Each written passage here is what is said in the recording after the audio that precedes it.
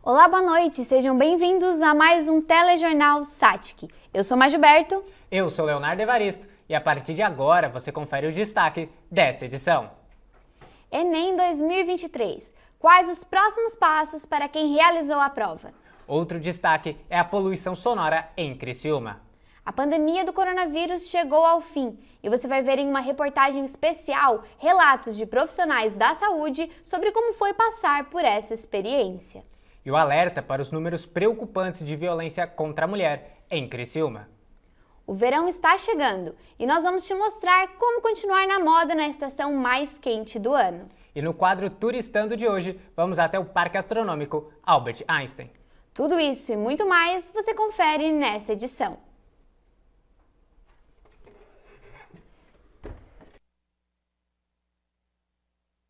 E vamos agora saber a previsão para amanhã e os próximos dias aqui em Criciúma com o repórter Leonardo Müller. Boa noite, Leonardo. Boa noite, Léo. Boa noite, Maju, a todos que estão nos acompanhando.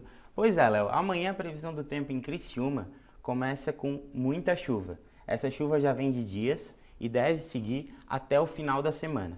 A mínima para amanhã é 20 graus e máxima de 25 durante todos os dias. Vamos ver como é que está o clima então, Léo. Nas outras cidades de Santa Catarina, Rincão, Içara e Orleans também começam o dia com 21 graus. Máxima chega a 24.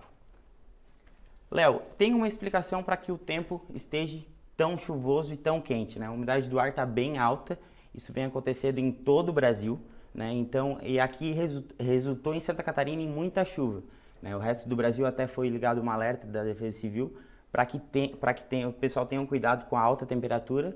Em Criciúma não é diferente, mas amanhã o vento começa mais devagar e segue assim até o fim da semana, quando sábado começa o tempo a dar uma melhorada. É isso aí. Então é isso aí. Então não precisamos ter cuidado com o vento. Tivemos aquele incidente no sábado, uma forte rajada de vento que atingiu algumas regiões daqui. Então agora está mais seguro, né, Leonardo? Isso aí.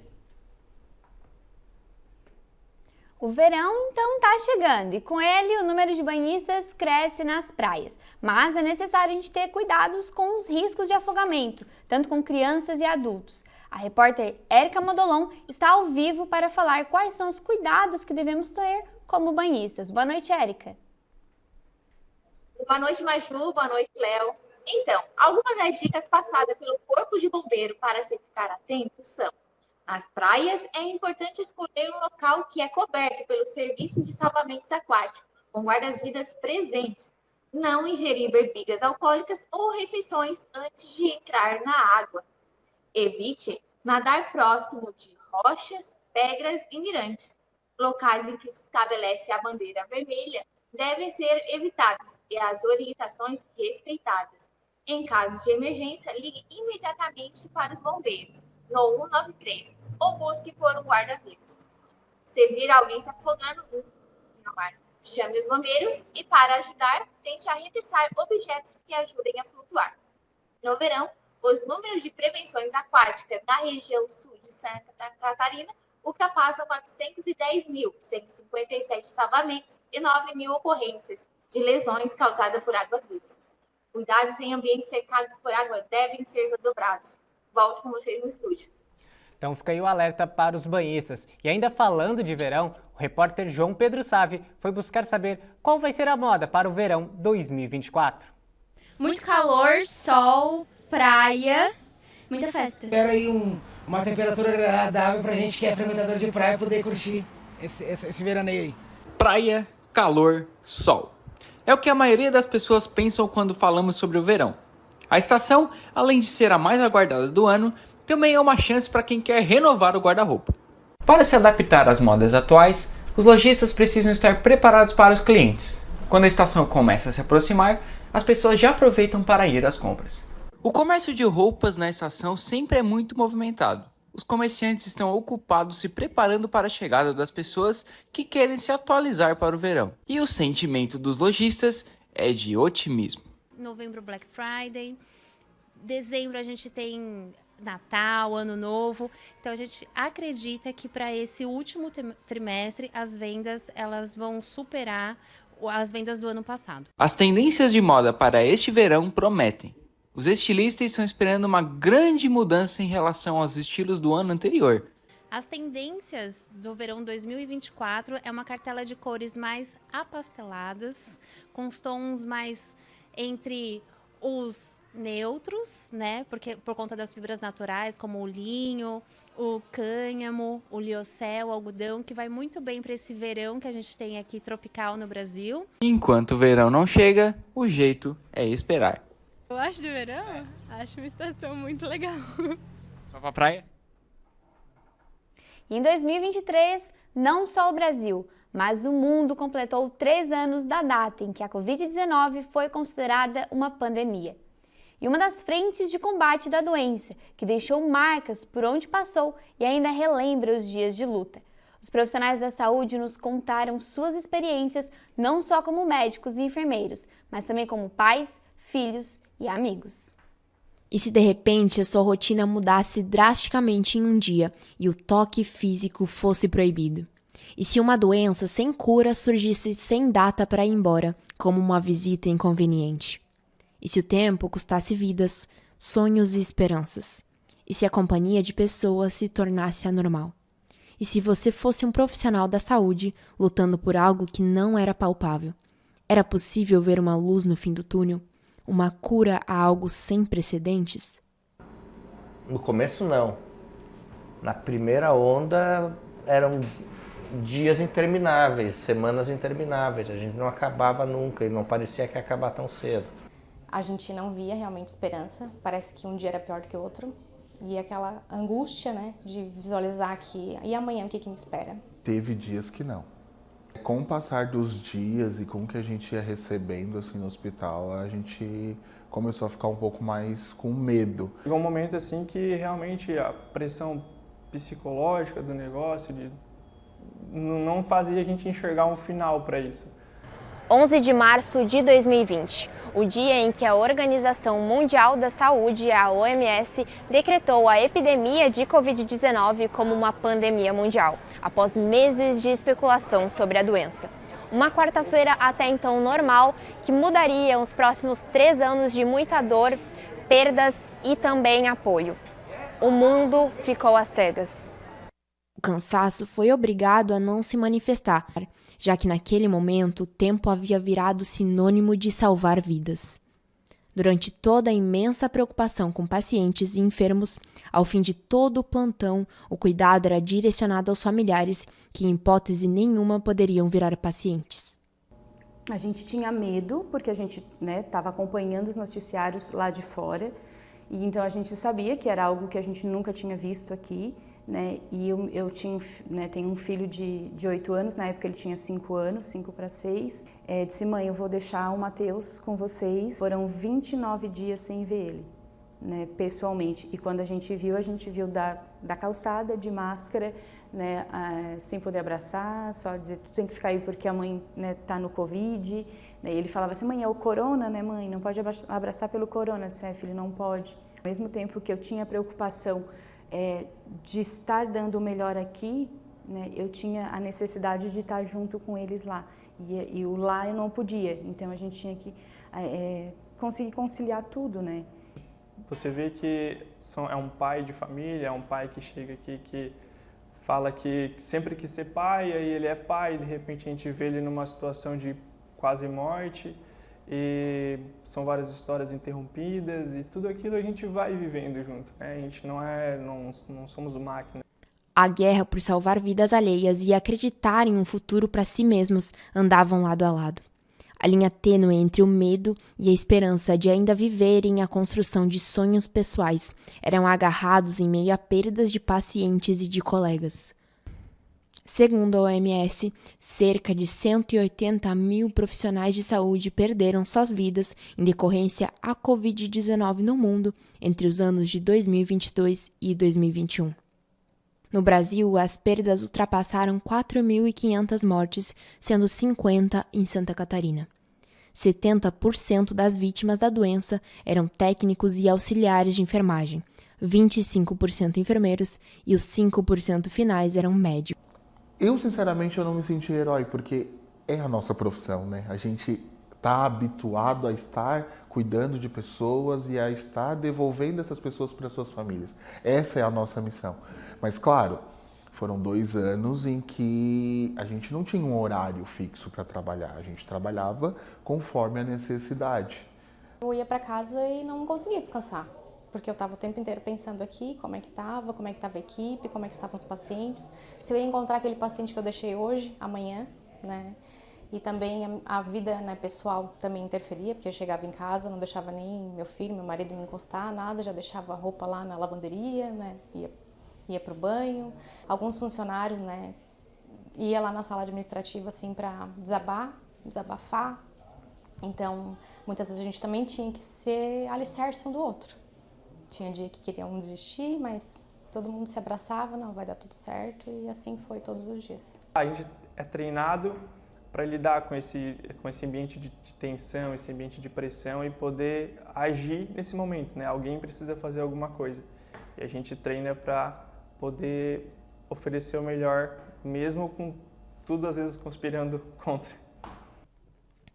Os tempos de incerteza, as perdas e as inseguranças das mudanças inesperadas se foram, dando lugar ao aprendizado e à valorização de coisas que só tiveram seu real valor estabelecido após uma tragédia que atingiu o mundo. 3 anos depois de 3 ondas da Covid-19 no Brasil.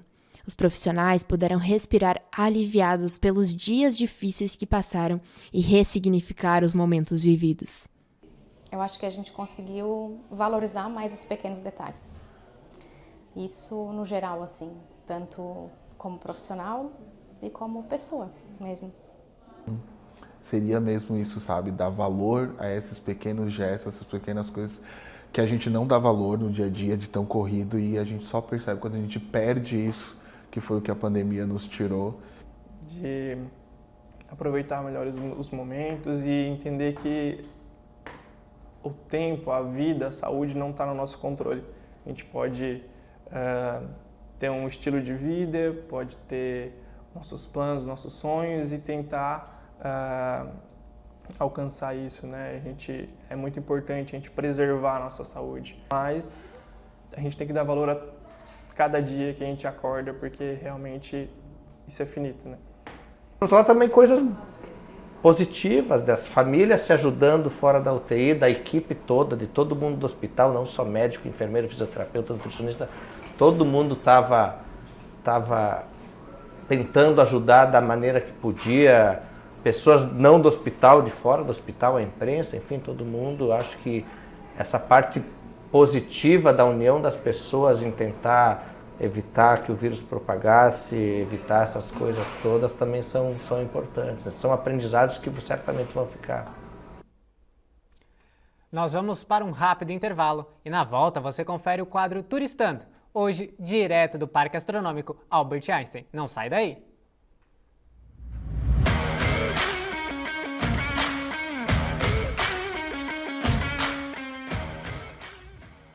Olá! Eu sou Karina Farias, professora do curso de jornalismo Unisatic. Há mais de uma década, nós formamos profissionais aptos a atuarem nos mais variados campos do jornalismo. Nossos egressos estão nos mais variados meios de comunicação, em veículos nacionais, regionais, em grandes empresas de assessoria de comunicação, bem como nos meios digitais. Nossa matriz está mais flexível e voltada às habilidades do futuro. Por isso, além das disciplinas essenciais do jornalismo, como rádio, TV, web, fotografia, o aluno passa por vivências práticas, ligadas ao marketing, assessoria, O aluno passa por vivências práticas, ligadas às redes sociais, ao marketing e ao digital como um todo. A formação agora ocorre em 3 anos e meio, um diferencial da Unisatic. Somos um curso premiado com reportagens incríveis e projetos inovadores e sociais. Nossos acadêmicos contam com laboratórios para colocar em prática todo o aprendizado visto em sala de aula. Praticamente todos os nossos alunos estão estagiando nas áreas de conhecimento da profissão. E estamos de volta agora para falar sobre o Enem 2023, que teve seu último e o segundo dia de prova ontem à tarde. Isso mesmo, Maju, decidir o futuro é o sonho de todo jovem que está finalizando o ensino médio. A prova que é feita todo final de ano e através da nota é possível entrar na universidade. As fases finais do ensino médio estão chegando e o Enem se torna prioridade para milhares de jovens que desejam ter uma boa nota para ingressar na faculdade. E os cursos preparatórios são uma ferramenta para o aluno se preparar para o exame. Hoje, as nossas provas no Fleming, já para os nossos alunos de ensino médio, elas já vêm baseadas na forma de montagem da prova do Enem. A gente já monta o ensino médio.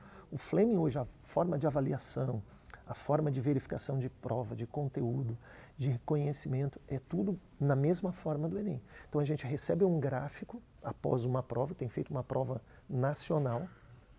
Então tem o cara lá de Brasília, lá de Londrina, lá de Porto Alegre, Criciúma, Joinville, recebe uma comparação com eles. Como é que é feita essa comparação? Da mesma forma que se faz o Enem.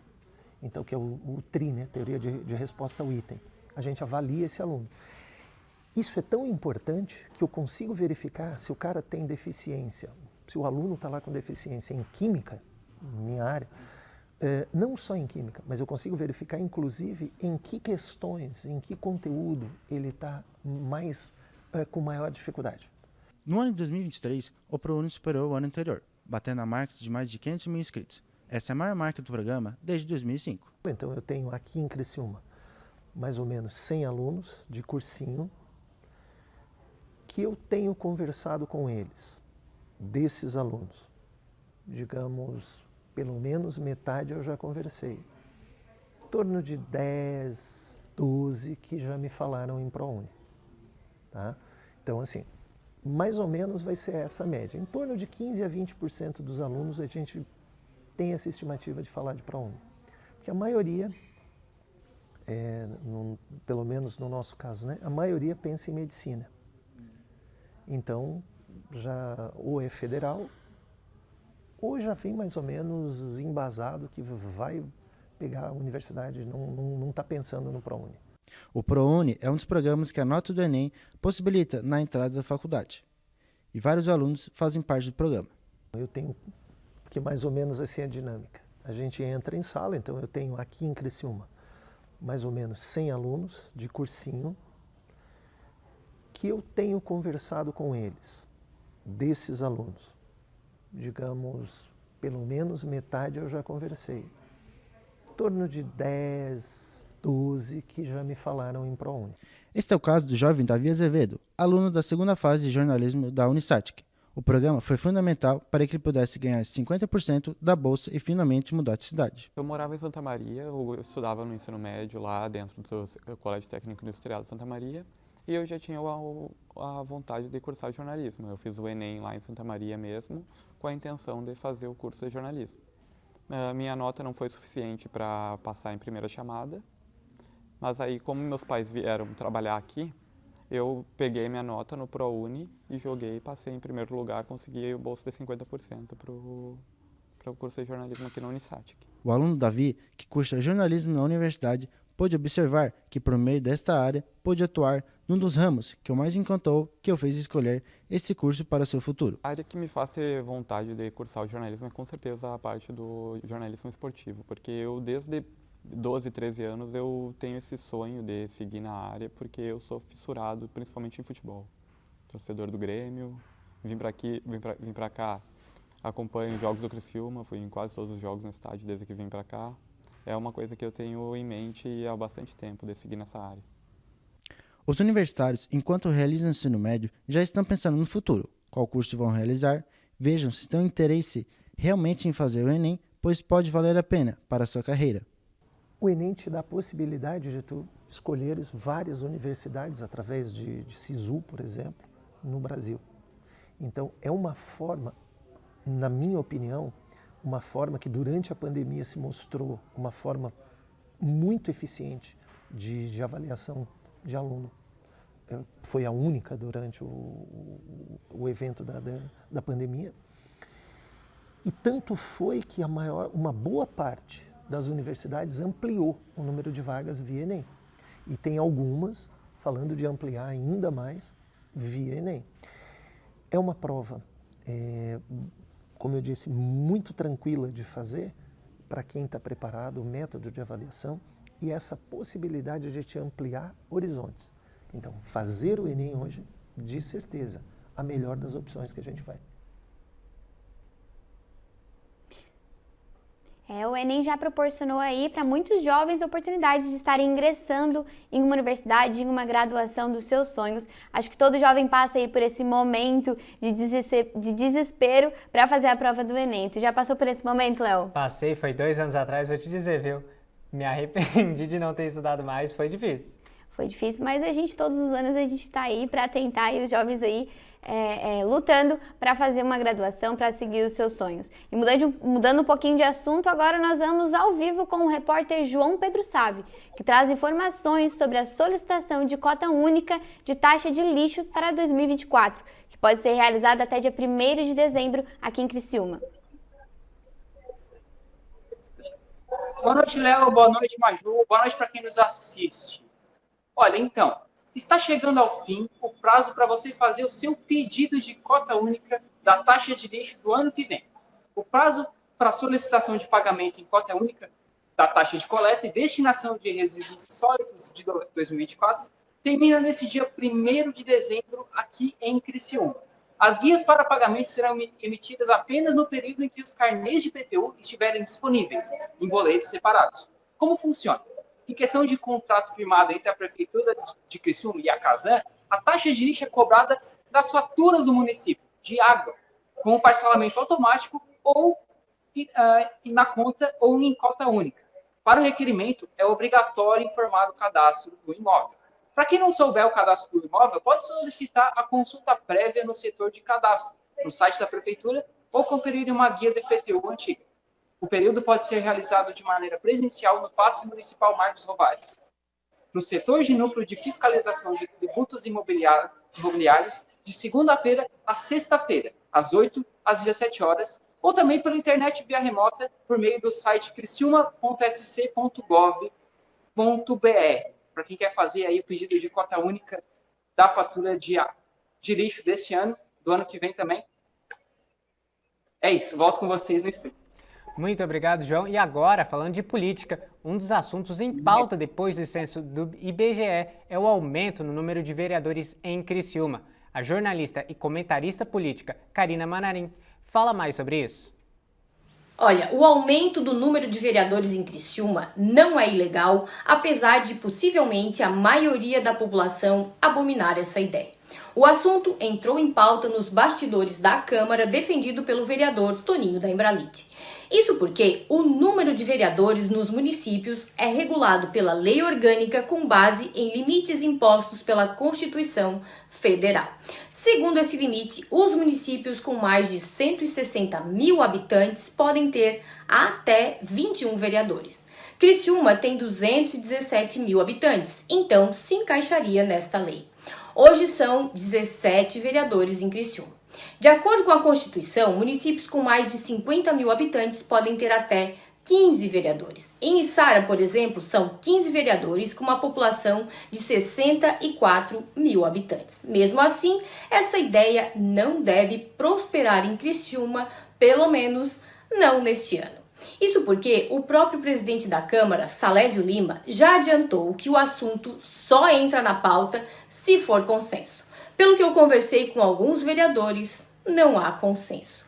A discordância está no fato de, primeiro, provocar rejeição da população às vésperas de mais um pleito eleitoral.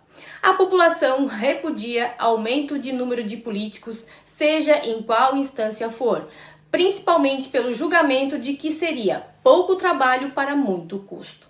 E segundo, o próprio espaço atual da Câmara ser reduzido para acomodar mais 4 vereadores. Mas atenção, o projeto do novo prédio da Câmara de Criciúma tem 21 salas, o que acomodaria um número maior de integrantes do Legislativo. Isso indica que o assunto ficará suspenso por hora, mas não esquecido. E como prometido, a novidade já vai estar no ar. Para desbravar os pontos turísticos de Criciúma e contar um pouco mais de como os passeios por esses locais podem trazer conhecimento, a repórter Louise Miller embarca no mais novo espaço da cidade, o Parque Astronômico Albert Einstein. Oi Maju, oi Léo, é isso mesmo, está no ar outro episódio do nosso quadro Turistando. E dessa vez estamos aqui no Parque Astronômico Albert Einstein, outro ponto turístico de Criciúma que chama a atenção de vários visitantes do estado de Santa Catarina e também estrangeiros de todo mundo que vêm aqui no sul do nosso estado.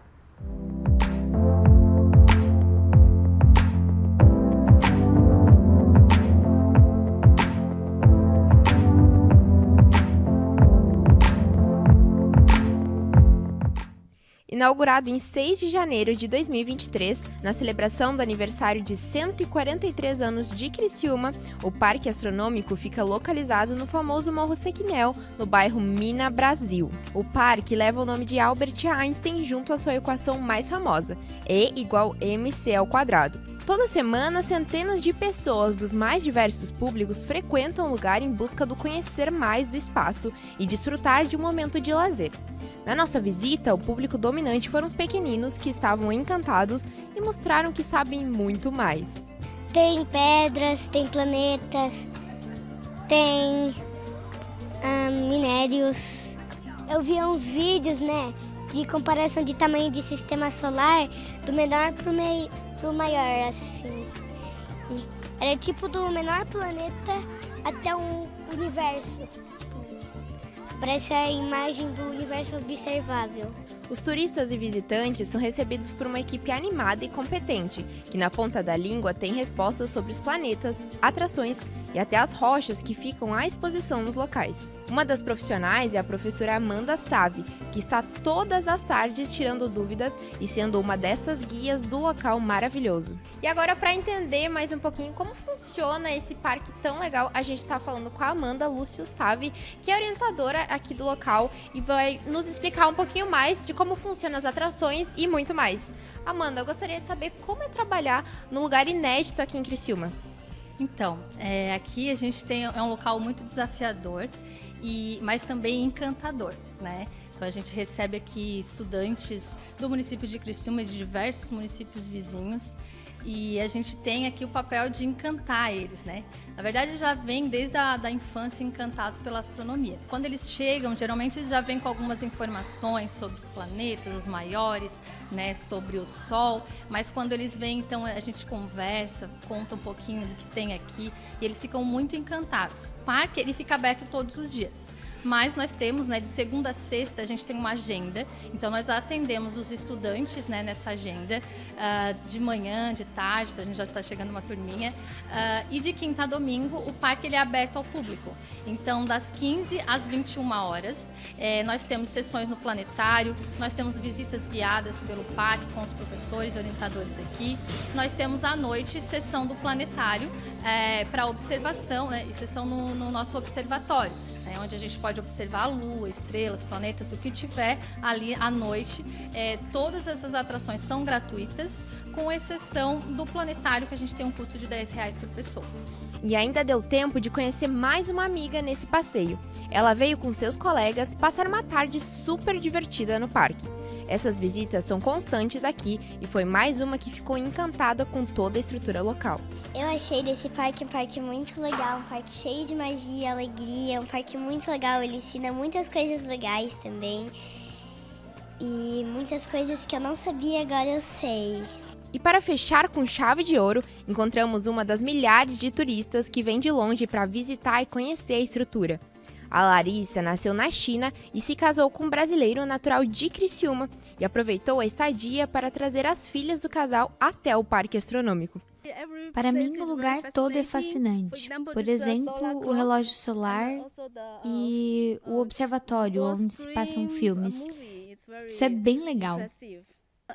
Falaria para outros colegas, pois a forma que o museu ensina às crianças como que o sistema solar funciona e também a aparência dele, de uma forma tão vivida, que nos faz ver de outra perspectiva, como se estivéssemos no espaço. Esse espaço conta com um planetário, 4 telescópios, centro de informações e estruturas como um relógio de sol e uma esfera armilar, além de um monumento para o bicentenário de Criciúma em 2080.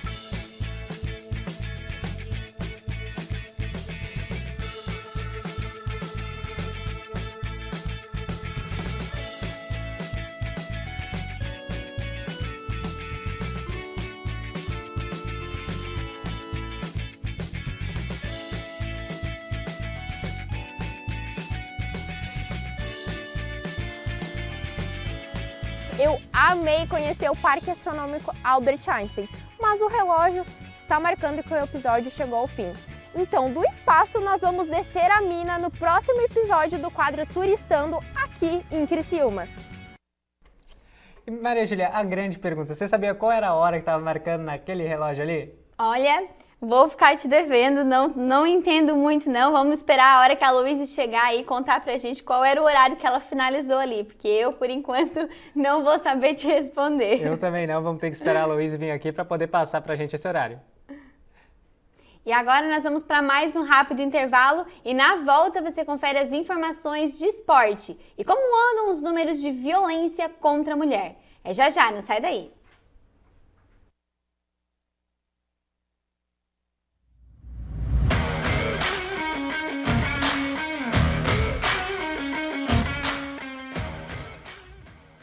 Olá, eu sou Karina Farias, professora do curso de jornalismo Unisatic. Há mais de uma década, nós formamos profissionais aptos a atuarem nos mais variados campos do jornalismo.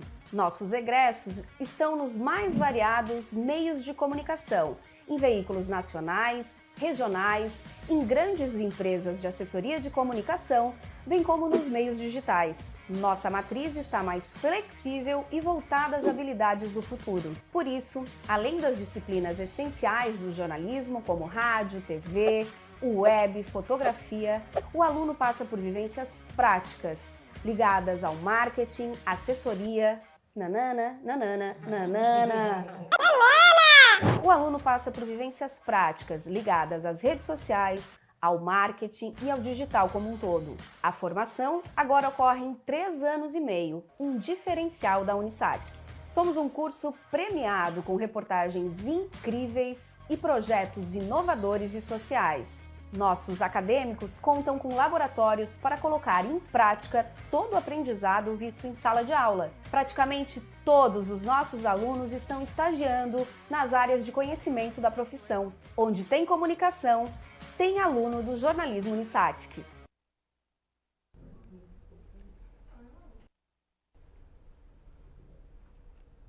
E estamos de volta agora para falar sobre poluição sonora, Maria Júlia. Isso mesmo, quando o assunto é poluição sonora, Criciúma tem uma queixa principal, o som alto, que é responsável pela maioria das denúncias que chegam até o setor de fiscalização.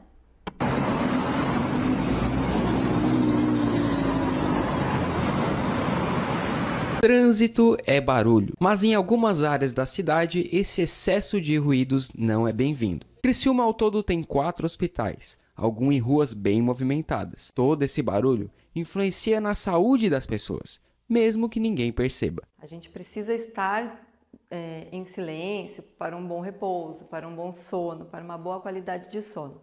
Então, eventualmente, quando a gente tem situações de barulho externos, situações de barulhos internos, a gente tem um repouso, um sono, principalmente à noite, interrompido. Todos esses ruídos podem afetar as pessoas que são mais sensíveis ao barulho. Dados da Organização Mundial da Saúde indicam que de 1 a cada 10 habitantes do planeta possuem surdez moderada, causadas pelos ruídos das cidades. Pessoas mais vulneráveis, como pacientes de hospitais, idosos, crianças e autistas, são os que mais sofrem. A gente está dentro de um ambiente hospitalar, a gente já não está com a saúde tão em dia, tão vigorosa, então a gente precisa de bons momentos de silêncio para se recompor, para melhorar, para ter um estado melhor, geral, de melhora clínica. Assim. Placas como essa sinalizam a necessidade de silêncio em alguns pontos importantes, como hospitais. Pouca gente sabe, mas a poluição sonora é um crime ambiental, sujeito a multa e pena de 1 a 4 anos. Pode haver uma responsabilização criminal, também pela Lei 9.605 de 98, que é a Lei de Crimes Ambientais. É também uma contravenção penal a poluição sonora. E nós também temos a possibilidade de ajuizarmos ações civis, de maneira a responsabilizar o causador do dano pela poluição que ele vem causando à comunidade. O Valmir é o único fiscal do município e já atua na área há mais de 10 anos. O trabalho funciona a partir das denúncias que chegam até a prefeitura. Denúncias, elas são feitas através da nossa diretoria de meio ambiente, através do 156, através do 190, Polícia Militar, ou através do Ministério Público. Depois das denúncias, ele vai até o local e mede, com este equipamento, o nível de barulho do ambiente. Tem um aparelho, o decibilímetro, né? Um aparelho caríssimo, tal. Ele é todo as normas da ABNT, da NBR, né? Ele é todo calibrado com certificação do Inmetro. Com poucas placas de conscientização sobre a importância do silêncio, o jeito é contar com o senso de coletividade das pessoas que passam por esses ambientes. Então a gente precisa ter esse cuidado porque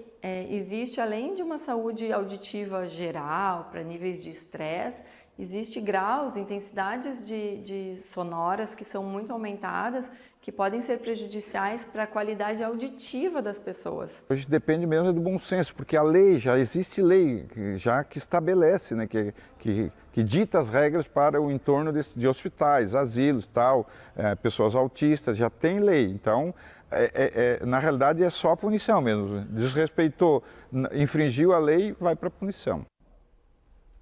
Estamos chegando no fim do ano, com isso Natal, férias, viagens, mas como não entrar no vermelho neste final de ano? O comentarista financeiro Thiago Bento dá dicas de como aproveitar o final do ano sem entrar no vermelho. Então vamos lá, né? O primeiro passo que vocês devem fazer é estabelecer um limite financeiro para suas férias, para os seus presentes e tudo que envolve o final do ano. Leve em consideração os custos que vão ter com passagem, hospedagem, presentes, alimentação. Ter um orçamento claro vai ajudar você a tomar decisões conscientes durante o seu planejamento. Outro ponto importante é você começar a economizar com antecedência. Crie um plano de poupança regular e monte a disciplina para guardar a quantia definida periodicamente. Essa disciplina financeira é a chave para você evitar surpresas desagradáveis. Faça também uma pesquisa detalhada para encontrar as melhores ofertas. Compare preços, analise diferentes opções, aproveite descontos e promoções para ajudar você a economizar consideravelmente. E se você for viajar, estime seus gastos diários com alimentação, com transporte, com entretenimento. Tenha em mente as particularidades do destino escolhido. Dessa forma, você vai poder controlar seus gastos e evitar surpresas desagradáveis também durante a viagem. Esteja atento também aos gastos supérfluos. Avalie cada despesa antes de realizá-la. Priorize aquelas que realmente contribuem com a experiência da família. Pense em experiências autênticas em vez de compras impulsivas. E lembre-se, se precisar de ajuda com o planejamento, conte comigo. Siga-me lá nas redes sociais para mais dicas financeiras, planejamento inteligente. Eu estou aqui para ajudar você a realizar seus sonhos. Boas festas e até breve. Fornecer segurança à mulher é um dos focos do Núcleo de Prevenção às Violências e Promoção da Saúde. E para ter um ponto norteador, o Nuprevips lançou a primeira edição do informativo epidemiológico sobre os casos notificados de violência contra a mulher nos últimos 5 anos na cidade de Criciúma. Unir esforços, evidenciar informações e avaliar o perfil das vítimas. Esses são alguns dos propósitos da primeira edição do informativo epidemiológico realizado em uma parceria do Núcleo de Prevenção às Violências e Promoção da Saúde junto ao Programa de Pós-Graduação em Saúde Coletiva, que reuniu e realizou dados sobre casos de violência contra a mulher entre os anos de 2018 a julho de 2023 na cidade de Criciúma. A coordenadora adjunta do Nuprevips, Luziane Mendes, explica a importância e a finalidade dos dados reunidos nessa pesquisa. Com a análise desses dados, isso nos permite a planejar nossas ações para o próximo ano. Era esse o real objetivo que nós queríamos. Então, primeiramente, nós vamos fazer o nosso planejamento estratégico do núcleo, para ver de que forma nós vamos e onde nós vamos atuar o ano que vem, para fomentar a discussão violência, para ver que medidas nós podemos fazer para começar a aumentar e realmente tornar a notificação como um instrumento de cuidado, desencadeador de proteção e cuidado dessas pacientes. No Brasil, a violência contra a mulher já é uma realidade, mesmo que no país existam leis de proteção para as vítimas. Em Criciúma, os números não são diferentes. Os dados eles apresentam desafios para gestores, profissionais da saúde e sociedade atuarem e também compreenderem a complexidade da violência contra a mulher. Dados como o perfil das vítimas, idade, cor da pele e principais tipos de violência, assim como o perfil dos agressores, são considerados importantes fatores de risco. E ainda de acordo com a pesquisa, entre 2018 e 2022, observou-se um aumento gradual no número de notificações de violência interpessoal contra a mulher. A maior taxa de incidência ela foi no ano de 2021, onde a gente teve em torno de 400 casos a cada 100 mil pessoas. A menor taxa de violência contra a mulher foi no ano de 2020, talvez possivelmente, por causa do ano da pandemia, então diminuiu muito a notificação, não que tenha diminuído a violência, pelo contrário. A gente até acredita que a violência possa ter aumentado e aí repercutiu nos dados de 2021, por isso que a gente teve um aumento. Então, Criciúma não é diferente de outros lugares, de outros estudos. A violência contra a mulher sempre está mais frequente na idade mais jovem, entre 18 e 24 anos. Mas nos dados, no último levantamento que a gente fez, esses últimos 5 anos, a gente teve 15% da violência contra a mulher entre os idosos. O Núcleo é um serviço multiprofissional que tem como linhas de atuação a vigilância epidemiológica, a assistência, a prevenção e a promoção da saúde e foi criado em 2010 em uma parceria entre o município de Criciúma e a Unesc, com sede na instituição. O projeto foi idealizado pela gerente de saúde mental do município, a enfermeira Ana Losso, e a enfermeira e reitora da Unesc, Luciane Sereta. Nós estamos sempre com as nossas unidades básicas, a nossa rede hospitalar da emergência, urgência e emergência, trabalhando na capacitação, na prevenção, capacitando essas equipes para que eles consigam identificar, reconhecer as situações de violência e notificar. Porque, a partir do momento que eu reconheço a violência, que eu identifico ela, que eu realizo uma notificação, eu vou quebrando aquele ciclo de violência que ele precisa ser quebrado. Mulheres que enfrentaram algum tipo de violência caracterizada como violência doméstica, agressões físicas, assédio sexual, estupro, mutilação genital, tráfico humano e exploração sexual, entre outros casos, podem entrar em contato diretamente com o núcleo, localizado nas clínicas integradas da Unesc, para o recebimento de atendimento e também apoio.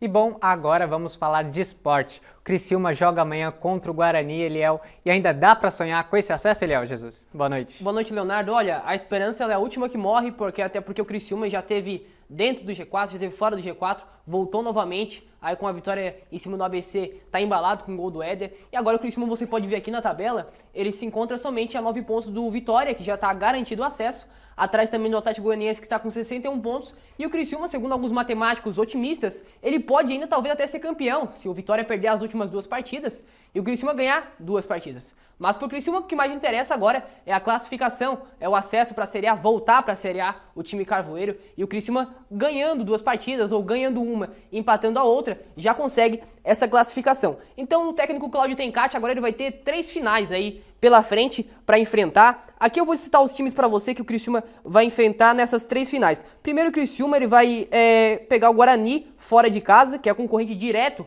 no acesso. Logo após o Criciúma pega o Botafogo de São Paulo em casa, que briga no meio da tabela. E para finalizar, o Criciúma enfrenta o Novo Horizontino fora de casa. Essas aqui são as últimas partidas do Criciúma. O Criciúma amanhã já vai enfrentar o Guarani. E você, voltando aqui na tabela antes, você vai ver aqui os concorrentes que estavam aqui do Criciúma. O Sport Recife está com 60 pontos. O Juventude também está com 60 pontos. Todos esses aí faltam 2 partidas para finalizar o campeonato. Também tem o Vila Nova e o Novo Horizontino, também o Mirassol. Todos esses na briga, então o técnico Cláudio Tencati, ele tem aí uma grande missão, que é subir para a Série A. Eliel, temos então 3 jogos que vai ser no sufoco, o torcedor do Criciúma vai ter que aguentar, né, Eliel? É isso aí, Leonardo. Então, vamos ter que finalizando o nosso programa. Essa foi a edição do Telejornal SATIC. Muito obrigada pela audiência e boa noite. Boa noite e uma ótima semana.